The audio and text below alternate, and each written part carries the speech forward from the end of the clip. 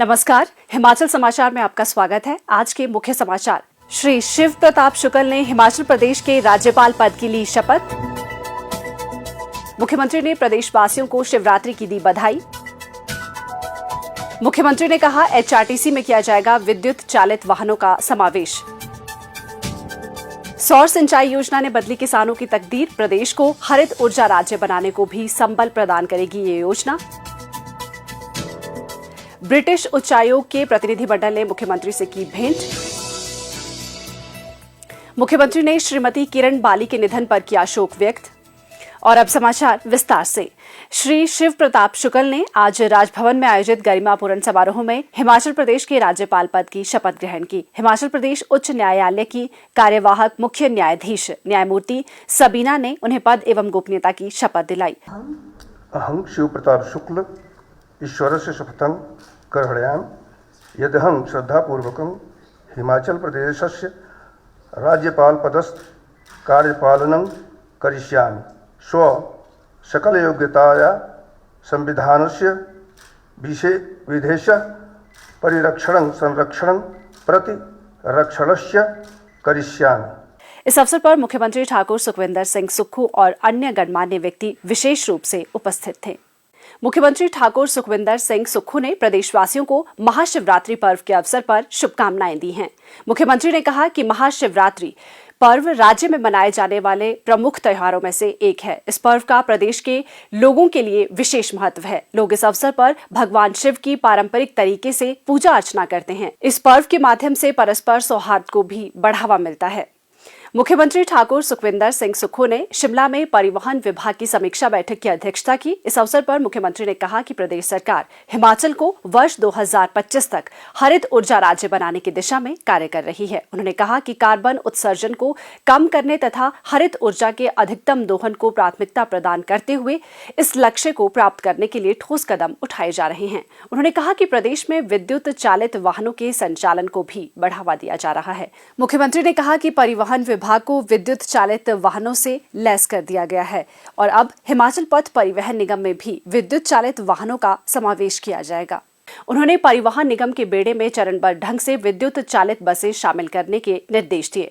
मुख्यमंत्री ने परिवहन निगम को विद्युत चालित वाहन निर्माताओं के साथ बैठक कर विभिन्न औपचारिकताएं पूर्ण करने को भी कहा। उन्होंने कहा कि विद्युत चालित वाहनों की खरीद तथा चार्जिंग सुविधा के लिए आधारभूत ढांचा विकसित करने तथा इसमें अपनाई जा रही अत्याधुनिक तकनीकों का अध्ययन भी किया जाए। ठाकुर सुखविंदर सिंह सुक्खू ने कहा कि प्रदेश सरकार स्थानीय लोगों तथा बाहर से आने वाले यात्रियों को बेहतर परिवहन सुविधा उपलब्ध करवाने के लिए दृढ़ संकल्प है। सार्वजनिक परिवहन सेवाओं में रोजगार के अवसर सृजित करते हुए प्रदेश के युवाओं को भी इससे जोड़ा जाएगा। युवाओं के माध्यम से स्थानीय स्तर पर ई टैक्सी जैसी सुविधा प्रदान करने पर भी विचार किया जाएगा।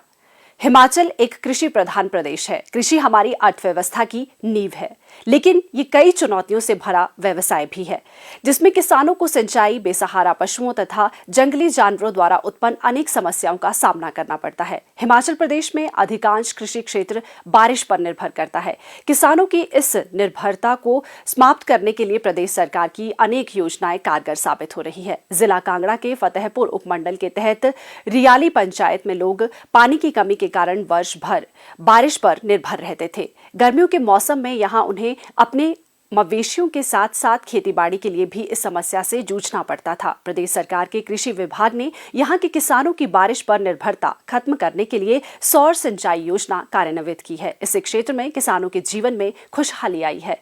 इस क्षेत्र में फसलों और सब्जियों से लहलाते खेत किसानों की समृद्धि को बयां कर रहे हैं। भू संरक्षण विभाग द्वारा फतेहपुर उपमंडल में अब तक सौर सिंचाई योजना के अंतर्गत खेतों में 106 सोलर ऊर्जा पैनल लगाकर किसानों को लाभान्वित किया गया है। इससे किसानों के खेतों तक पानी पहुंच रहा है और बारिश के जल पर निर्भरता समाप्त होने से उनकी चिंता भी समाप्त हुई है।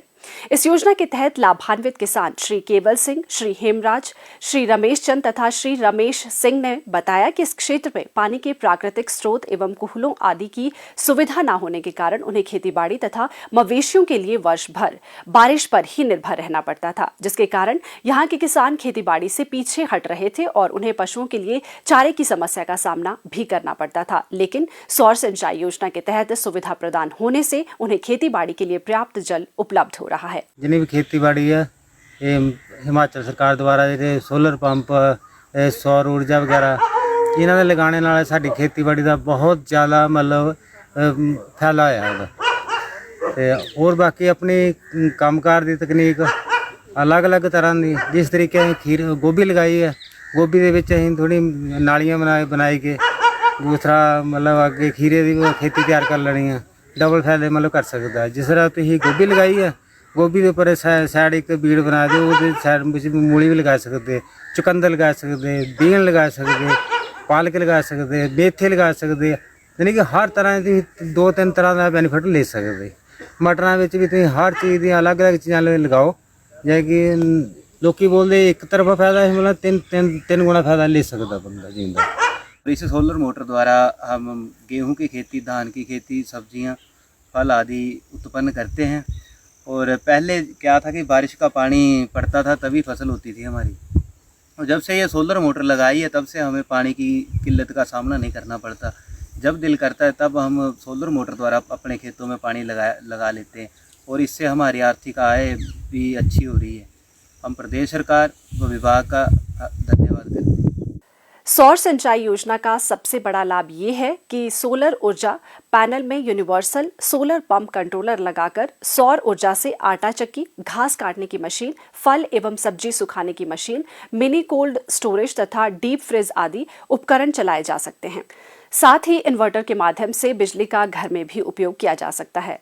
उपमंडलीय भू संरक्षण अधिकारी फतेहपुर श्री राकेश पटियाल ने बताया कि सौर सिंचाई योजना के माध्यम से किसानों को सोलर पंप लगाने के लिए 80 से 85% तक अनुदान प्रदान कर 1 से 4.5 लाख रुपए तक आर्थिक सहायता प्रदान की गई है।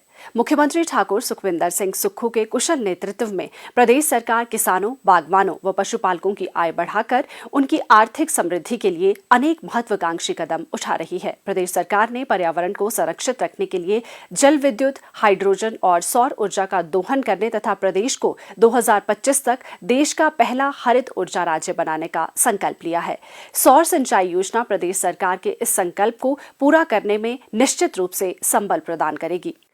ब्रिटिश उच्चायोग में जलवायु परिवर्तन नीति की प्रमुख सुश्री एरिना कोसेक के नेतृत्व में एक प्रतिनिधिमंडल ने शुक्रवार को शिमला में मुख्यमंत्री ठाकुर सुखविंदर सिंह सुक्खू से भेंट की। इस अवसर पर मुख्यमंत्री ने कहा कि हिमाचल प्रदेश वर्ष 2025 तक हरित ऊर्जा राज्य बनने की ओर अग्रसर है तथा इस लक्ष्य को प्राप्त करने में इलेक्ट्रिक वाहन संचालन मुख्य भूमिका निभाएगा। उन्होंने कहा कि इंडिया यूके पैक्ट के तहत शिमला शहर में करवाए गए सर्वेक्षण के निष्कर्ष शिमला को स्मार्ट सिटी के रूप में विकसित करने में सहायक सिद्ध होंगे। उन्होंने प्रतिनिधिमंडल को इस विषय पर अपने बहुमूल्य सुझाव प्रदान करने का आग्रह किया। मुख्यमंत्री ठाकुर सुखविंदर सिंह सुक्खू ने पूर्व मंत्री स्वर्गीय GS बाली की धर्मपत्नी एवं हिमाचल प्रदेश पर्यटन विकास निगम के अध्यक्ष RS बाली की माता श्रीमती किरण बाली के निधन पर शोक व्यक्त किया है। मुख्यमंत्री ने परमपिता परमात्मा से दिवंगत आत्मा की शांति और शोक संतप्त परिजनों के प्रति सांत्वना व्यक्त करते हुए उन्हें इस अपूर्णीय क्षति को सहन करने की शक्ति प्रदान करने की प्रार्थना की है। और अब प्रदेश के मौसम पर एक नजर।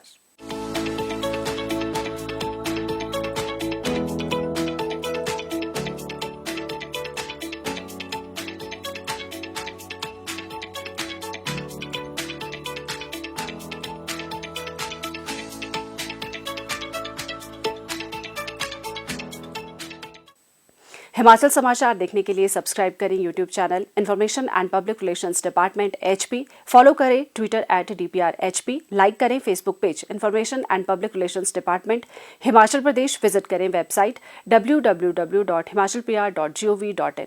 इस अंक में इतना ही। कल फिर होगी मुलाकात। दीजिए इजाजत। नमस्कार।